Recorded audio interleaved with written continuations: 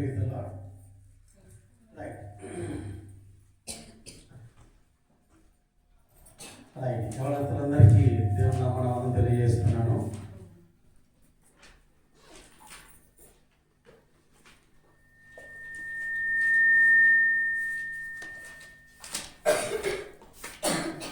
ఈరోజు సాయంత్రము దేవుని తండ్రి చేరిన మనము కొంత సమయము యవనస్తులంగా దేవుని వాక్యాన్ని మనం ధ్యానం చేద్దాం. అందులో భాగంగా ఈరోజు మనం ఇంతకుముందు క్యారెక్టర్ స్టడీ చేసినాం ఒక వ్యక్తి గురించి కదా. ఈరోజు బుక్ స్టడీ ఒకటి స్టార్ట్ చేద్దామని అనుకుంటున్నాను. పుస్తకము దేవుని గ్రంథంలో పుస్తకం 66 పుస్తకాలు బైబిల్లో ఉన్నాయి కదా. There are 66 books in the Bible. And వేరాస్ అందులో పాత నిబంధనలో ఉన్న పుస్తకాన్ని మనం ఈరోజు ధ్యానం చేస్తున్నాము. ఆ పుస్తకాన్ని ఎలా చదవాలి, పుస్తకాన్ని ఎలా ధ్యానం చేయాలనే విషయాలు ఈరోజు మనం ధ్యానించబోతున్నాం. సో ఆ పుస్తకం పేరేంటంటే ప్రసంగి గ్రంథం, బుక్ ఆఫ్ ఎక్లీసియాస్టిస్.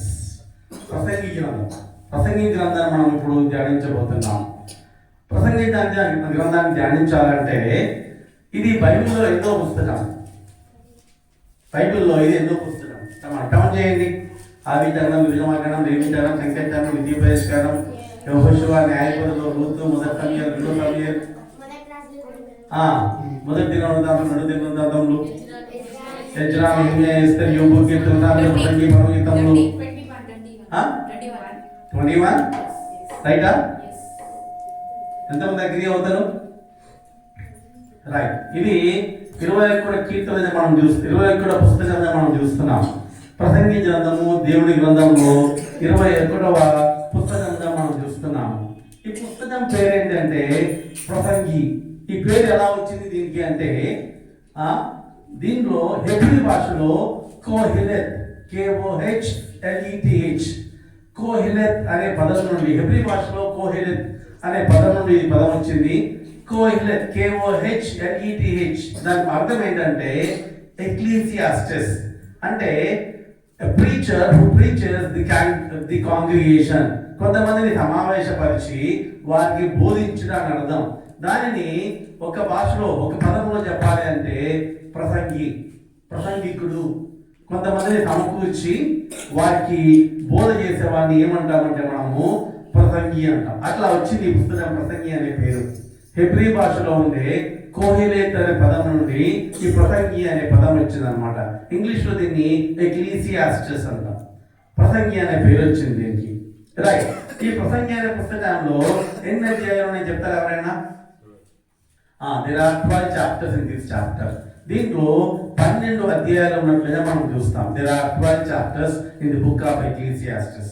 అయితే ఈ ప్రసంగి గ్రంథాన్ని రాసిన వారు ఎవరు, రచయిత ఎవరు, ఆథర్ ఎవరు అని మనం చూసినట్లయితే నిర్దిష్టమైన ఆధారం మనకు లేదు. Right. A clear evidence is not available from the scriptures. నిర్దిష్టమైన ఆధారం లేదు కాబట్టి కొన్ని వాక్యాల ఆధారంగా దీన్ని సాలోమోను అని చెప్తాం. ఎందుకు అంటే let us go with verse 1 and first chapter first verse. 1 దావీదు కుమారుడు అంటే ఎవరు? సొలొమోన్. రైట్. దావీదు కుమారుడు. నాట్ ఓన్లీ దావీదు కుమారుడు, కంటిన్యూ చేయండి. యెరూషలేములో రాజు. దావీదు కుమారులలో రాజు అయిన ఒక వ్యక్తి ఎవరు? సొలొమోన్. దీనిని బట్టి it is clearly evident that this book has been written by Solomon, the king Solomon. Right. తర్వాత ఇంకా మనం ముందుకెళ్ళినట్లయితే 12వ వచనం చూద్దామా? 12th verse. ఇశ్రాయేలుల మీద రాజునై ఉన్నాడు. సో రాజైన వాడిగా ఇక్కడ సొలొమోను మనం చూస్తాము. రైట్. ఇది ప్రసంగి అనే పేరు ఎలా వచ్చిందో చూసాము. ఇది బైబిల్లో ఎన్నో పుస్తకాలు మనం చూసాము. దీని రచయిత ఎవరో చూసాము కదా. ఇది ఎప్పుడు వ్రాయబడింది అని చూసినట్లయితే ఇది క్రీస్తు పూర్వము 935 సంవత్సరంలో వ్రాయబడినట్లుగా హిస్టారియన్స్ చెప్తారు. చరిత్రకారులు చెప్పేది ఏంటంటే క్రీస్తు పూర్వము 935 సంవత్సరం, బిఫోర్ క్రైస్ట్ 935 year లో ఇది వ్రాయబడింది. సొలొమోను తన రాజ్య పరిపాలన అయిపోయి తన చివరి దశలో, తన అవసాన దినాల్లో, తన చివరి దినాల్లో, ఆయన మరణానికి సమీపిస్తున్న ఆ చివరి దినాల్లో రాయబడిన కీర్తన అనేది చూస్తాం మనం, రైట్. అయితే ఈ యొక్క కీర్తన, ఉదయం కీర్తన వస్తుంది. ఈ యొక్క పుస్తక ప్రసంగి అనేది ఎందుకు రాయబడింది, ఎవరు రాస్తారో చూసాము, ఎప్పుడు రాస్తారో చూస్తాము, right. Now let us understand why it has written, ఎందుకు రాయబడింది. ఈ ప్రసంగి గ్రంథము రాయబడిన ముఖ్యమైన ఉద్దేశం ఏంటంటే, ప్రపంచంలో తనను మించిన జ్ఞానం లేనటువంటి ఒక మహారాజు, ఒక చక్రవర్తిగా జీవించిన ఈ సొలొమోను తన జీవితకాలము, తన అనుభవాన్ని మొత్తాన్ని, రైట్, దాన్ని సారాంశమే ఈ యొక్క ప్రసంగి గ్రంథము. ఆయన జీవితంలో ఆయన ఒక కుమారుడిగా అంతఃపురంలో రాజు, తండ్రి రాజు అయి ఉండగా అంతఃపురంలో జీవించిన ఒక యువరాజుగా చూస్తాం. అతన్ని సకల విద్యను నేర్చుకున్న వాడిగా చూస్తాము. అంత మాత్రమే కాకుండా దేవుని అనుగ్రహం పొంది అతని వంటి జ్ఞాని మరొకడు లేనంతగా ఆశీర్వదింపబడినవాడు, జ్ఞానం కలిగిన వాడుగా చూస్తాము. తర్వాత రాజుగా ఉన్నాడు, రైట్. సకల సంతోషములు భూమి మీద ఉన్న వాడన్నిటిని అనుభవించిన వాడన్నిటిని పిండి వాడన్నిటిని సారాంశంగా మనకి 12 అధ్యాయాలు వివరిస్తున్నాడు, రైట్. వాటి మంచి అనుభవస్తులు ఒక పుస్తకం రాస్తున్నట్లుగా దీన్ని చెప్పవచ్చు. అనేకమైన విషయాల్లో పాండిత్యం గలవాడు, అనేకమైన విషయాల్లో మహానుభవం కలిగిన వాడు, నార్మల్ ఎక్స్పీరియన్స్ కాదు, రైట్, గ్రేటెస్ట్ ఎక్స్పీరియన్స్ కలిగిన వాడు. అటువంటి మంచి అనుభవం కలిగిన ఒక మహారాజుగా జీవించిన ఇతను తన చివరి దినాల్లో, తను జీవించిన దినాల్లో తను పొందిన అనుభవాలు, తను చూసిన వాటిని, అనుభవించిన వాటిని, రైట్, వాటన్నిటిని బట్టి గురించి వివరిస్తూ 12 అధ్యాయాల్లో కుదించి రాసినట్లుగా మనం చూస్తాము. ఆయన ఎందుకు రాయవలసి వచ్చింది ఇది తెలుసా? ఇదాంతమందున్న మనకు బుద్ధి కలగాలని, ఇదాంతమందున్న మనకు దేవుని వాక్యము మన క్రైస్తవ జీవితానికి దిక్సూచిలాగా ఉండాలని ఈ యొక్క ప్రసంగి రాస్తున్నట్లుగా మనం చూస్తాము. దీంట్లో కీ వర్డ్స్, మూల వచనము ఏంటో చూసినట్లయితే 2వ అధ్యాయం 24వ వచనం చూద్దాం ఒకసారి. Chapter 2 verse 24.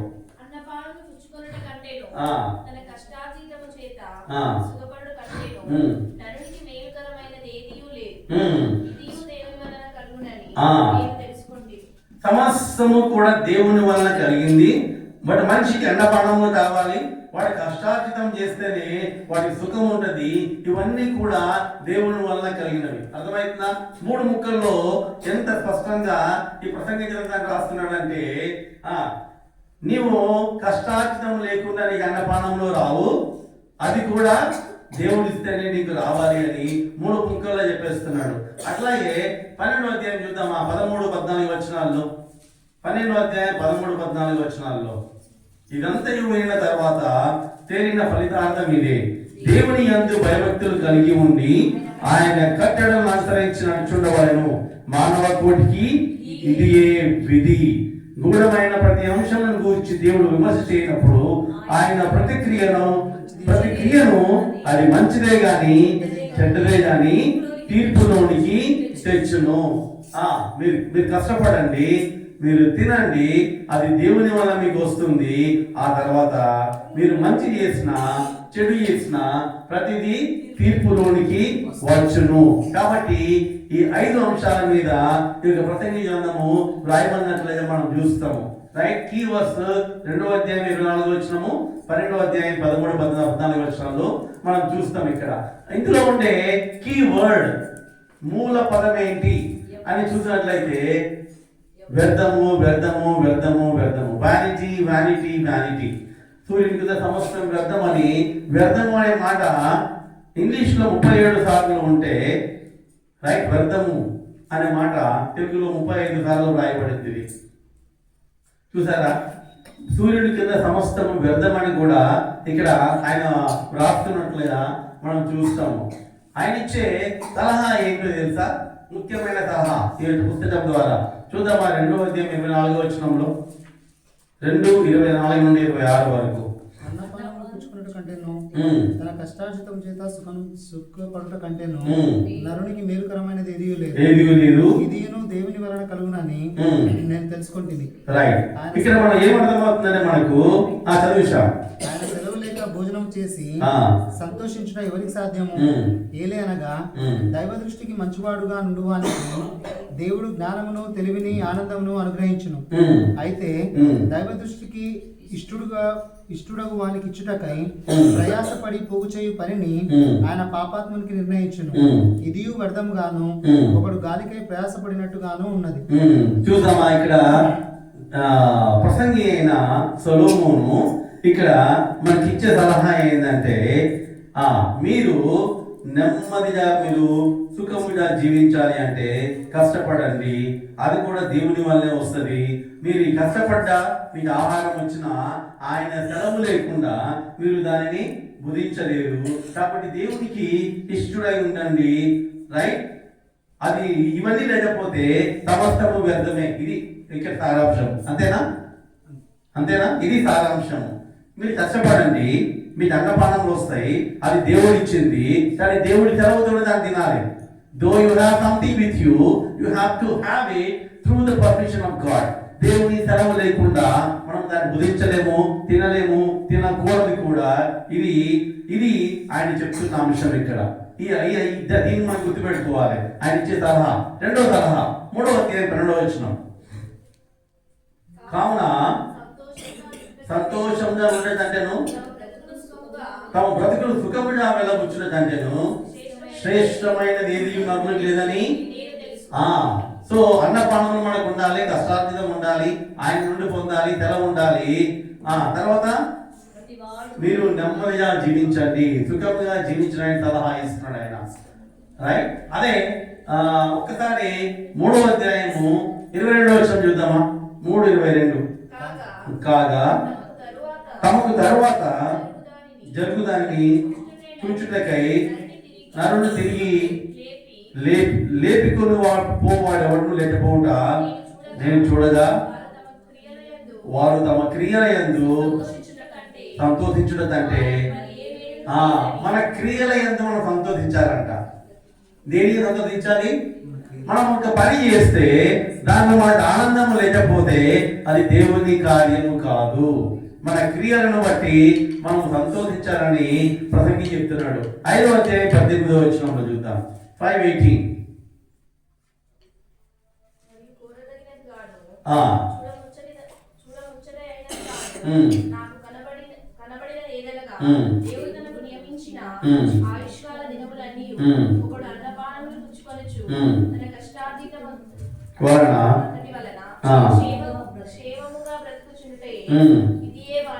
వారి భాగ్యం ఏంటో తెలుసా?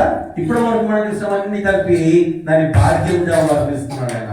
భాగ్యంగా వర్ణిస్తున్నాడు. 8వ అధ్యాయం 15వ వచనం. 8:15. అన్నపానములు పుచ్చుకొని సంతోషించట కంటే మనుషులకు లాభకరమైనది ఒకటి లేదు గనుక నేను సంతోషమును పొగిడి తిని బ్రతికి కష్టపడవలనని దేవుడు వారికి నియమించిన కాలమంతా ఇదియే వారికి తోడుగా ఉన్నది. ఏం తోడుగా ఉందంట? కష్టార్జితము తోడుగా ఉందంట. ఏం తోడుగా ఉంది?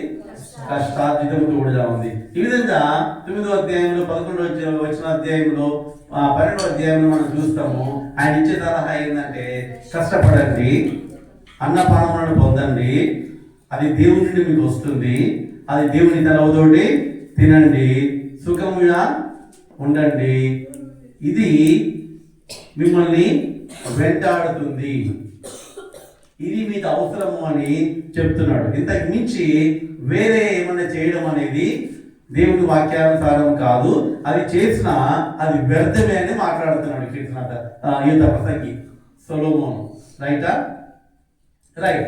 అయితే మనం బుక్ స్టడీ అంటున్నాం కదా, పుస్తకం స్టడీ అని అంటున్నాం కదా.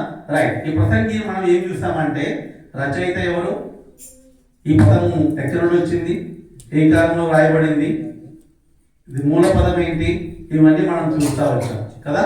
రైట్. ఒక్కసారి మొదటి అధ్యాయం మొదటి వచనం వెళ్ళిపోదాం. ఈయన ప్రసంగిగా ఎట్లా ఉన్నాడో చూద్దాం. వాట్ హీ వాజ్ ఈయన వాట్ హీ వాజ్ అంటే ఆయన దావీదు కుమారుడు, ఆయన రాజు. సారీ, ఆయన ఎవరు?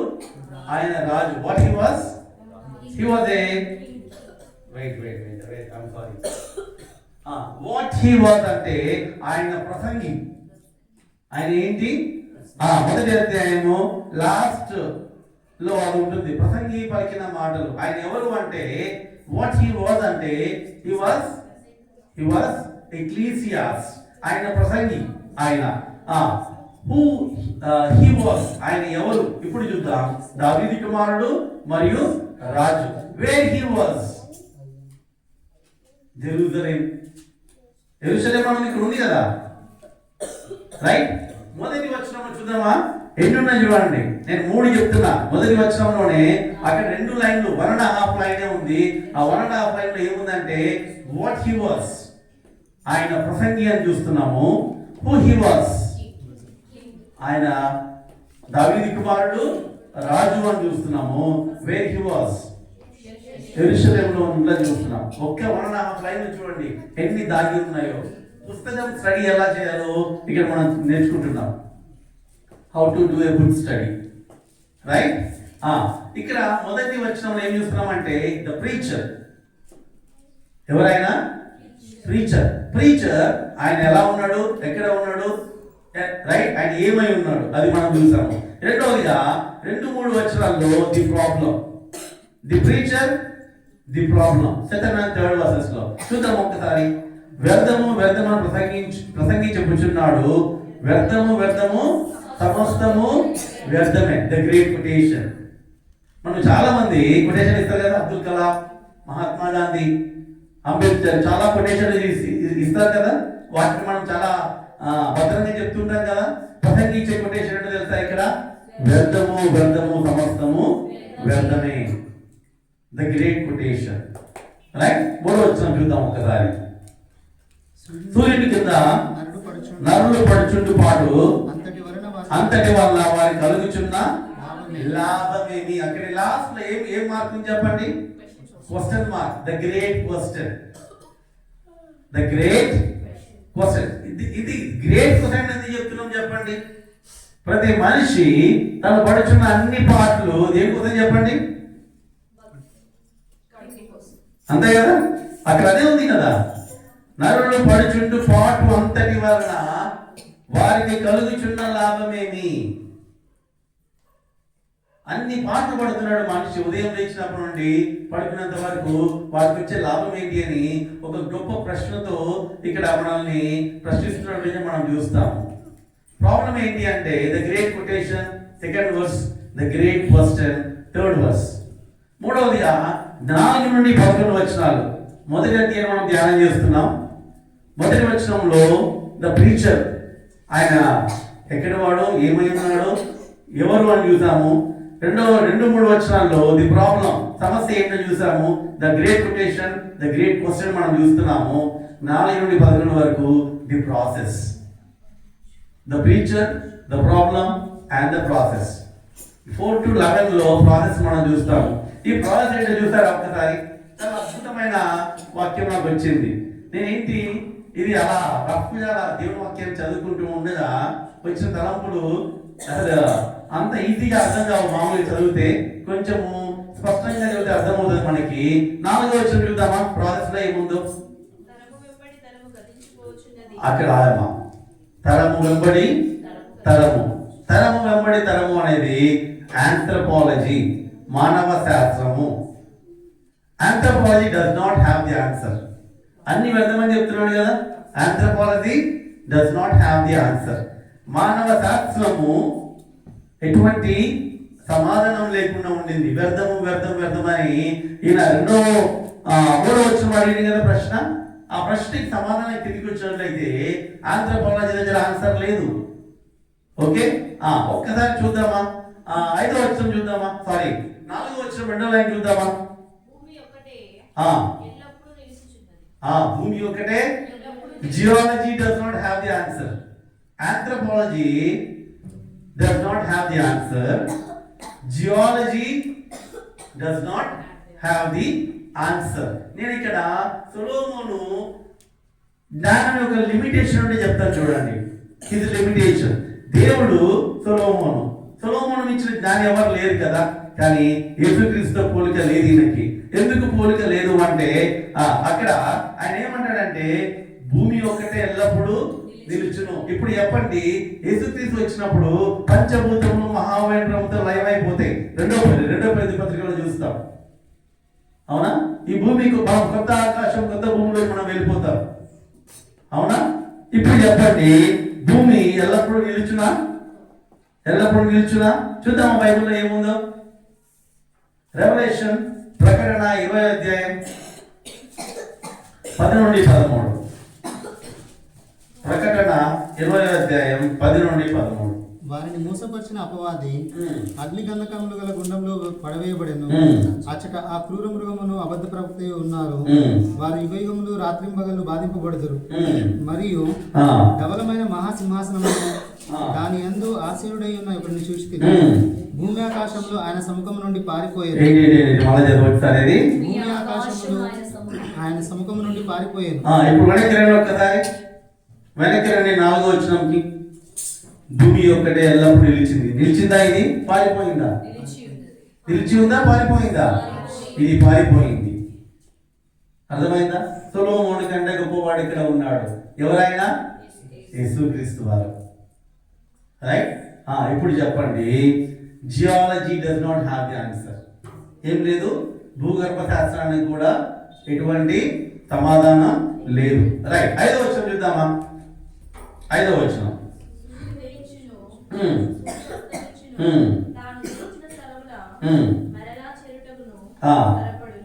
సూర్యుడు ఎక్కడ ఉన్నాడమ్మా? సూర్యుడు ఎక్కడ ఉన్నాడు? Solar system. Right, very good. అంతరిక్షంలో ఉన్నాడు. Right. Astronomy does not have the answer. దీనికి ఆన్సర్ లేదు. అంతరిక్ష శాస్త్రానికి కూడా ఖగోళ శాస్త్రానికి కూడా సమాధానం లేదు. రైట్. ఇంకా ఒకటిలో మనం ధ్యానం చేసిన తర్వాత 6వ వచనం ప్లీజ్. గాలి దక్షిణమునకు పోయి ఉత్తరమునకు తిరుగును, ఇట్లు మరలా తిరుగుచు తన సంచార మార్గమున తిరిగి వచ్చును. గాలి అంటే వాయుమండలం. వాయుమండలం గురించి స్టడీ ఏంటంటే meteorology study. Meteorology does not have the answer. Meteorology does not have the answer. Right. 7వ వచనం ప్లీజ్. నదులన్నీ సముద్రంలో పడును, అయితే సముద్రము నిండలేదు. నదులు ఎక్కడి నుండి పారవచ్చునో అక్కడికే మరి ఎప్పుడునో మరలి. Oceanology does not have the answer. అర్థమవుతుంది కదా? సముద్ర శాస్త్రానికి కూడా సమాధానము లేదు. రైట్. 8వ వచనం ప్లీజ్. ఎడతెరిపి లేకుండా సమస్తము జరుగుచున్నది, మనుషులు దానిని వివరింపజాలరు. చూచుట చేత కన్ను తృప్తి పొందుచున్నది, వినుట చేత చెవికి తృప్తి కలుగుటలేదు. సామాజిక శాస్త్రం sociology does not have the answer. అక్కడ ఎవరు ఉన్నారు? మనుషులు. Right. Social life. Sociology does not have the answer. 9వ వచనం ప్లీజ్.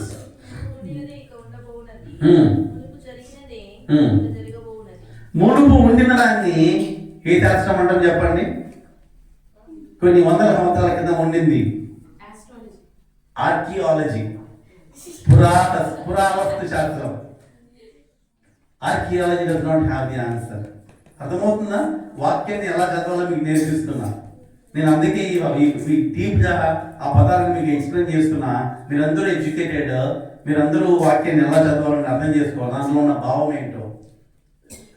లిటరల్గా చదువుతాము, స్పిరిచువల్గా చదువుతాము, ఇంటర్ప్రిటేషన్తో చదువుతాము.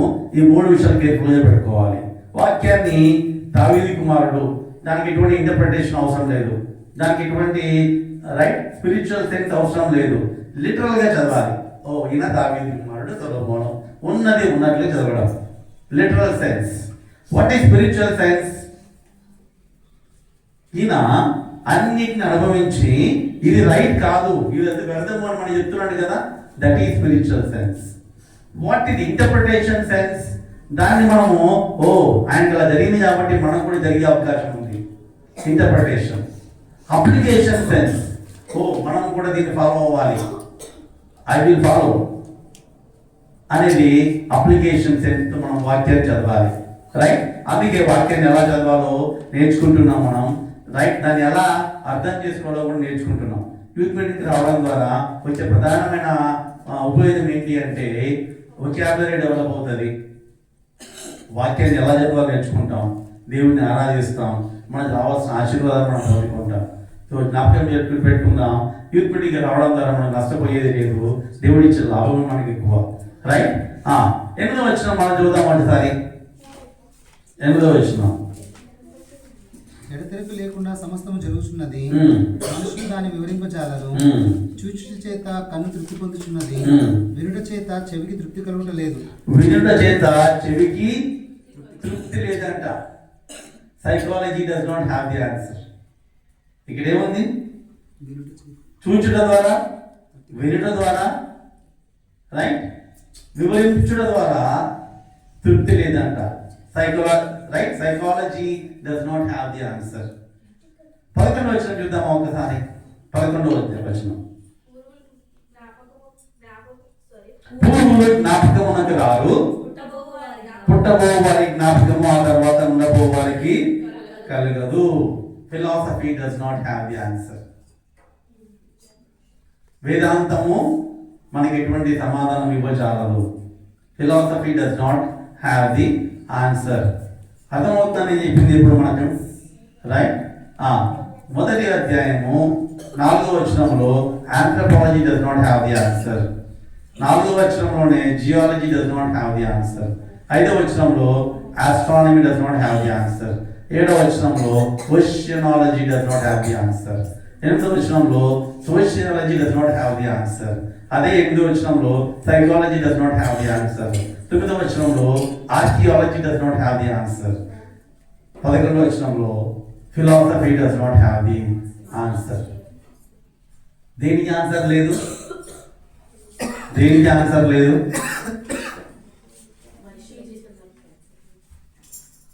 దేనికి ఆన్సర్ లేదంటే ఒకసారి చూద్దామా.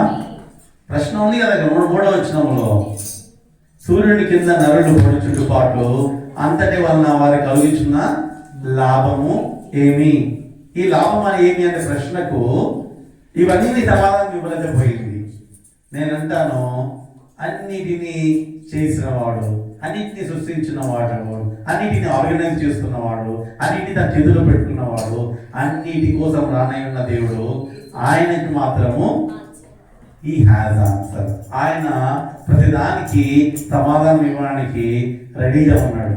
కాబట్టి మనం గుర్తుపెట్టుకోవాల్సిన విషయం ఏంటంటే, ఈ లోకంలో మనకి ఎవరు సమాధానం ఇచ్చినా, మన చదువు మనకు ఉద్యోగం ఇచ్చినా ఇవ్వకపోయినా, మన తెలివి మనకు కావాల్సినవి ఇచ్చినా ఇవ్వకపోయినా, మన పక్కవారు, పొయ్యింటి వారు, సమాజము, మనకున్న వేదాంతము, right, psychology, sociology, right, oceanology, archaeology, geology, astronomy, astrology, ఏది మనకు సమాధానం ఇవ్వకపోయినా కూడా సమాధానం ఇచ్చే దేవుణ్ణి మనం కలిగి ఉన్నాం. How great we are. మనం గొప్పవారమా కాదా? ఇప్పుడు చెప్పండి. ఇప్పుడు నేనేమంటానంటే, ఇది వ్యర్థమని తెలుసుకున్న మనం గొప్పవారమా? ఇవన్నీ వ్యర్థమని చెప్పి వెళ్ళిపోయిన సొలొమోను గొప్పవాడా? నో. ఎస్. ఇవన్నీ అనుభవించి తన చివరి కాలంలో, రైట్, ఈ పుస్తకం రాసి ఇదంతా వ్యర్థము అని చెప్పి వెళ్ళిపోయిన ఆయన గొప్పవాడా? మనము దేవునితో సమాధానం లేకుండా అన్యులంగా దేవునికి దూరంగా ఉంటున్న మనము ఈ విషయాన్ని గమనించి వ్యర్థమని, రైట్. ఇప్పుడు నేను అంటాను, సొలొమోను కంటే గొప్పవాడు ఇక్కడ ఉన్నాడు అంటే, రేపు దేవుడు కూడా అరే అఖిల్ కంటే గొప్పవాడు ఇక్కడ ఉన్నాడు, లేదా శృతి కంటే గొప్పవాడు ఇక్కడ ఉన్నాడు అనే నా ఉద్దేశం ఏంటంటే, ఆ స్థాయికి మనం రావాలి అని. ఆ స్థాయికి మనము మన ఆత్మీయతలో కానీ, రైట్, మన పరిశుద్ధతలో కానీ, మన మారు మనసులో కానీ, మన అనుభవంలో కానీ క్రీస్తు సారూప్యంగా మనం వచ్చినప్పుడు దేవుడు తప్పనిసరిగా అంటాడు కదా. అందరూ ఏం చెప్తారంటే, బలానమ్మటం మంచిది ఆకురా అక్కడే చెప్తారు అందరూ సాధారణంగా. నేను దానికంటే ఒక డిగ్రీ పెంచి ఏమంటానంటే, సొలొమోను కంటే గొప్పవాడు ఇక్కడ ఉన్నాడు, సొలొమోను కంటే గొప్ప ఆమె ఇక్కడ ఉంది అని దేవుడు చెప్పే స్థాయికి మనము రావాలని దేవుడు మనతో మాట్లాడుతున్నాడు. ఒకసారి ఊహించుకుని ఎంత బాగుంటుంది అది. దేవుడు నిన్ను పరలోకంలో సమస్త పరిశుద్ధుల సమూహం ముందు నిన్ను పిలిచి ఈ మాట నీతో అంటే, లేదా దూతలు వచ్చి ఇదిగో సొలొమోను కంటే గొప్ప స్మైలీ ఇక్కడ ఉంది అని చెప్తే ఆ అనుభవం ఎలా ఉంటుంది చెప్పండి కదా. ఆ స్థాయికి మనం రావాలి అని దేవుడు మనతో మాట్లాడుతున్నాడు.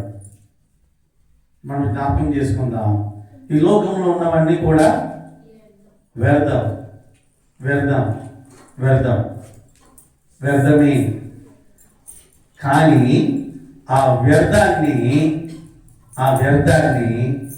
రైట్ మహిమగా మార్చే దేవుడు ఆ వ్యర్థాన్ని ఉపయోగకరంగా పడుకొచ్చే విధంగా రైట్ అనేకమైన మాదిరికరంగా దేవునికి మహిమకరంగా మార్చే దేవుడి చేతిలో మనం ఉంటే వ్యర్థము కూడా వెళ్ళిపోతుంది. మన జీవితానికి ఒక విలువ ఉంటుంది, మన జీవితానికి ఒక అర్థం ఉంటుంది. కాబట్టి జ్ఞాపకం పెట్టుకుందాం, మనం దేవుడు మనతో మాట్లాడుతున్నాడు. మన జీవితానికి అర్థం ఉండాలి, వ్యర్థం కాకూడదు. నేను ఇచ్చే స్టేట్మెంట్ ఏంటంటే మన జీవితానికి అర్థం ఉండాలి, వ్యర్థం కాకూడదు. కాబట్టి మన ఆలోచనలు, మన తలంపులు, మన క్రియలు ఎలా ఉండాలి? దేవునికి అనుకూలంగా ఉండాలి. Then we will not come into the judgment. అప్పుడు మనము తీర్పులోకి రాము అని దేవుడు చెప్తున్నాడు. Right? So no one is here I can do anything. No one is looking at me, I can do whatever I wanted to do. అది కాదు మన లైఫ్ అనేది. That is not the Christian life. క్రైస్తవ జీవితం అంటే ఈ లోకంలో వచ్చే సుఖము అనేది టెంపరరీ, అది కొంతకాలమే, ఫర్ ఎ వైల్. సుఖము, ఆనందము, సంతోషము, నేనేమంటానంటే దాని సంతోషం అనను, దాన్ని ఆనందం అనను. I call it as a pleasure. That is for a few seconds, for a while, right? అది టెంపరరీ, అది షార్ట్ టైం మాత్రమే మనతో ఉంటుంది. But what is permanent?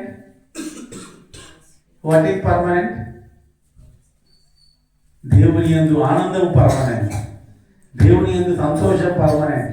ఈ లోకంలో ఏదైనా ఒకటి మనము తిన్నాము లేదా ఏదో చేయడం ద్వారా మనకు వచ్చే సుఖము అనేది temporary. It's a pleasure. Pleasure is not permanent. Happiness in God is permanent. So God is warning us, God is exhorting us, God is talking to us directly. So let us not have worldly pleasure. లోకంలో వచ్చే సుఖానుభవాలు, ఈ pleasures అనేవి వ్యర్థము అనే దేవుడు మనతో మాట్లాడుతున్నాడు. మన జీవితానికి అర్థం ఉండాలంటే వ్యర్థం పోవాలి, వ్యర్థమైన వాటిని మనము వదిలేయాలి. So before whatever we do, we should be able to distinguish, we should be able to differentiate what is వ్యర్థము, what is అర్థము. అంతే, చాలు. ఇది నా జీవితానికి వ్యర్థము అంటే స్టాప్. ఇది నా జీవితానికి అర్థము అంటే ప్రొసీడ్. అర్థమవుతుందా? డైలమాలో ఉంటే ఎల్లో లైట్, నేను చెప్తాను red light, yellow light, yellow orange light, green light అంటాం కదా. డేంజర్ అంటే ఆగిపో, అనుమానం ఉంటే మధ్యలో ఉండు, ఏమి చేయకు. రైట్? అర్థం ఉంటేనే ప్రొసీడ్. నేను కూడా ఏం ఫాలో అవుతాను నా లైఫ్లో. ఏదైనా డైసీ సిచ్యువేషన్ ఉందనుకో, డైసీ అంటే డైలమా, ఇది చేయాలా వద్దా, అక్కడ నేను ఏమి చేయను, సైలెంట్ అయిపోతాను. That is call yellow light. నాకు కాన్ఫిడెంట్ ఉంటేనే green light. If I understand that is wrong, something is wrong, red light. So please operate these three lights in your every moment of your life. Every moment of your life, please operate three lights. Not only when you drive on the road. Road మీద వెళ్ళేప్పుడు మాత్రమే 3 లైన్లు చూసి మనం దాన్ని follow అవ్వడం కాదు. నేను అంటాను every second we should operate, we should have these 3 lights in our senses. మన అండర్స్టాండింగ్ లో ఈ 3 లైట్లు మనకి ఎప్పుడైతే ఉంటాయో అది red light, yellow light, green light. ఆ విధంగా మన లైఫ్ అనేది ముందుకు వెళ్ళాలి. రైట్? ఇదేమన్నాడంటే దేని కింద అని వ్యర్థమని చెప్పాడు చెప్పండి. సూర్యుడి కింద, అండర్ ద సన్, సూర్యుడి కింద. సూర్యుడికి ఈయన చాలా ప్రాముఖ్యత ఇస్తున్నాడు. He has given lot of prominence to sun. ఎందుకు తెలుసా? నేను ఉదయం మార్నింగ్ కూడా డిస్కస్ చేశాను కదా ఆరాధనలో. నేను చెప్తాను, ఈ సూర్యుడు సోలార్ సిస్టమ్ మొత్తానికి కేంద్రం ఎవరు? సోలార్ అంటేనే సూర్యమండలం అంటాం దాన్ని మనం, సౌరమండలం, రైట్? సౌరమండలం అంటే it is completely connected to the sun. అయితే ఈ సూర్యుడు అంట 50 బిలియన్ టైమ్స్ భూమి కంటే పరిమాణంలో ఎక్కువ ఉందంట. 50 billions, right? It is made up of a single star.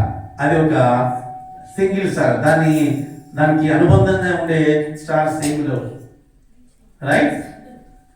ఈ టెంపరరీ ప్లానెట్స్ 188 మూన్స్ దానికి ఉన్నాయి. We are able to see only one moon, that is moon, but it has 181 moons. దాని చుట్టూ 1.9 మిలియన్ ఆస్ట్రాయిడ్స్ ఉన్నాయి.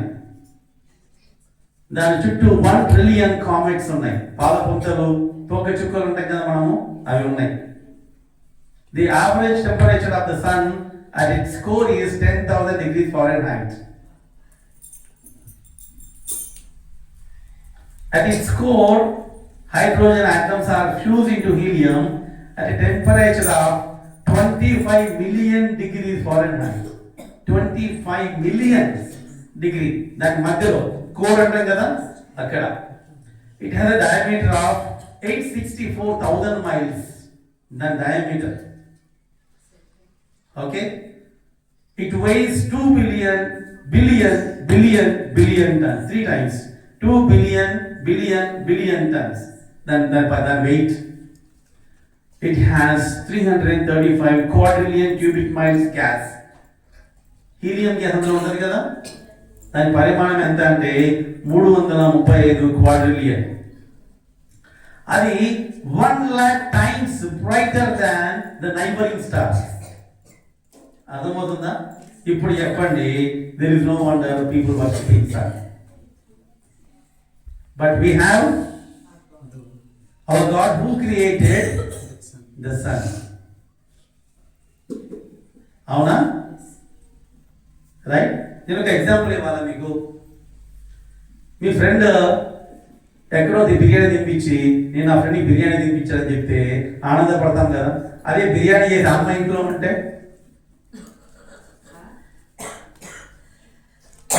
అర్థమవట్లేదా? ఎవరో ఒకసారి బయట బిర్యానీ తినిపించారు, చాలా బాగుంది టేస్ట్ బిర్యానీ, మీరు ఎంజాయ్ చేశారు, ఇంకోసారి తినిపిస్తావా అని అడుగుతాం వాళ్ళని, రైట్? కానీ అదే బిర్యానీ చేసి అమ్మ ఇంట్లో ఉంటే, అంటే నా ఉద్దేశం ఏంటంటే సృష్టికర్తనే మనకున్నాడు. We have the creator with us. సూర్యుని చేసిన సృష్టికర్త మనకున్నాడు అని నా ఉద్దేశం. కాబట్టి జ్ఞాపకం పెట్టుకుందాం, వి ఆర్ సో పవర్ఫుల్. నేను ఈ మాట ఎందుకు చెప్తున్నానంటే, we always feel that we are inferior. నా వల్ల కాదు, మేము తక్కువ జాతి, మేము తక్కువ వారిని, మేము ఫైనాన్షియల్గా we are low, we are poor, we are this, we are that.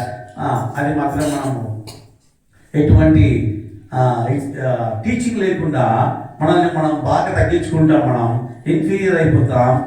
But that is not what the Bible says, that is not what God says. దేవుడు కూడా సిగ్గుపడతారంట.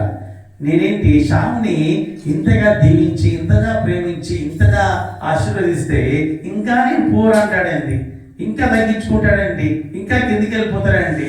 నా తండ్రి దేవుడు అని కాదు, ఎప్పుడు ఎగిరేస్తాడు శ్యామ్. ఒక ఎగ్జాంపుల్ ఇచ్చి చెప్తున్నా.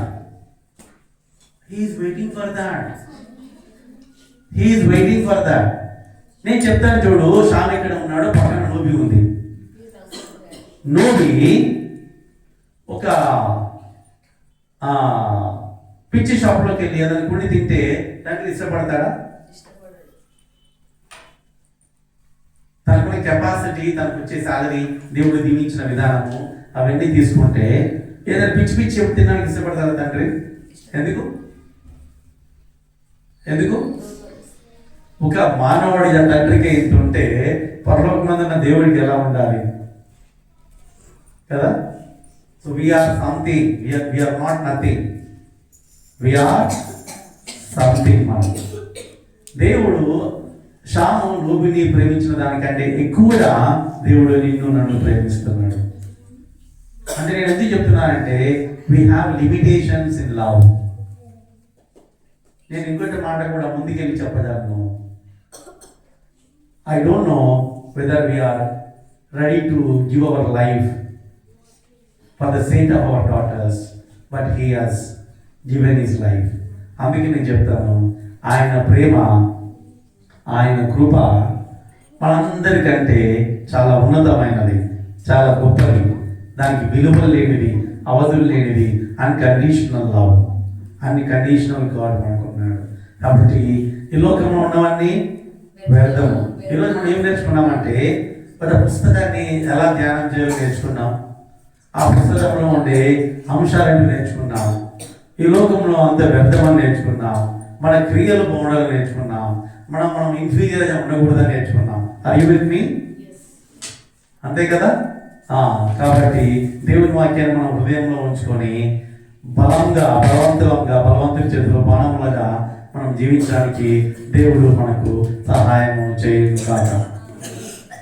ఎవరైనా ఒకరి ప్రార్థన చేయండి. సమాన్ ఎనీవన్.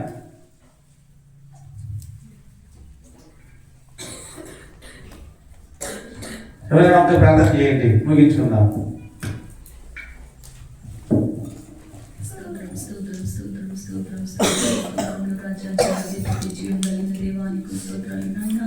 ఇంతవరకు మమ్మల్ని కాచి కాపాడి గొప్పలు వచ్చినందుకే స్తోత్రం. ఉదయం ఆరాధనలో మాకు తోడున్న దేవుడు నాయన, ఉదయ కాలం సమయంలో 2 యొక్క మెసేజ్లో మేము నిర్ణయించిన కృపకై స్తోత్రాలు నాయన. మరియు మీటింగ్లో ప్రభు నాయన ఈ రీతిగా మమ్మల్ని అందరినీ సమకూర్చిన ఆయన ఇప్పుడు కూడా మరి ప్రసంగి గ్రంథం వినడానికి ఇచ్చిన కృపకై స్తోత్రాలు నాయన. రాజు అయినా అయ్యా తండ్రి సొలొమోను యొక్క జ్ఞానం ఎటువంటిదో రాజు నాయన, ఏ రీతిగా తండ్రి నాయన ప్రభా సొలొమోను నేర్పించుకున్న వాళ్ళతో మాట్లాడే దేవుడు అయ్యా. ఈ భూమిని నువ్వు ఎలా సృష్టించావో అయ్యా, ఎలా తన నీ జ్ఞానం ఉన్నదో మాతో మాట్లాడే దేవానికి స్తోత్రాలు. ఇవ్వను అసలు ప్రభా అయ్యా నాయన జ్ఞానము నేర్చుకొని ప్రభా నాయన అయ్యా ప్రభా నీ మారు నడుచు కృప చూపించండి. చిన్న బిడ్డలు వచ్చినారయ్యా, చిన్న బిడ్డల చుట్టూ కూడా కంచె ఉంచండి నాయన. ఎంతో మందికి అనారోగ్యంగా ఉన్నారయ్యా. అయ్యా సంఘంలో ఉన్న ప్రతి బిడ్డను జ్ఞాపకం చేసుకురండి అయ్యా. అనారోగ్యాల నుండి విడిపించండి అయ్యా. స్వస్థతలను దయచేసే దేవుడు నీవే తండ్రి, నీకు స్తోత్రాలు నాయన. నిలబడి వాక్యం చెప్పిన ప్రేమను కూడా ముట్టండి, అభిషేకించండి, దీవించండి, ఆశీర్వదించండి నాయన. ఇంకా రాబోతున్న దినాలలో ఇంకా అత్యధికంగా వాడుకోనమని అడుగుచున్నాను తండ్రి, నీకు స్తోత్రాలయ్యా. అయ్యా సంఘంలో ఎంతో మంది యవనస్తులు ఉన్నారు నాయన, వారందరూ మళ్ళీ సంఘంలోకి అయ్యా నాయన మరల్చో ఒక వారంలో నాయన యూత్ మీటింగ్ లో వచ్చటకు సహాయం దయచేయమని అడుగుతున్నాము రాజా. ఎవరు ఏ సమస్యలు తిరుకులు తిక్కుకొచ్చినారు కృపలో జ్ఞాపకం చేసుకోనండి. ఎగ్జామ్ రాసిన బిడ్డలు మంచి మార్కులతో పాస్ అవటకు సహాయం దయచే, రాస్తున్న బిడ్డలతో తోడుకొని సహాయం దయచేది నాయన. అయ్యా తండ్రి నీకే స్తుతి స్తోత్రము చెల్లించుకుంటున్నాయన. ఈ దినము మాకు ఇచ్చినందుకే, ఈ సమయం ఈ గడియ మాకు ఇచ్చినందుకే కోట్ల వందనాలు చెల్లిస్తూ నన్ను తగ్గించుకొని నామని హెచ్చిస్తూ రారాజు అనేసి నామము ప్రార్థించి వేడుకున్నాను తండ్రి. ఆమేన్.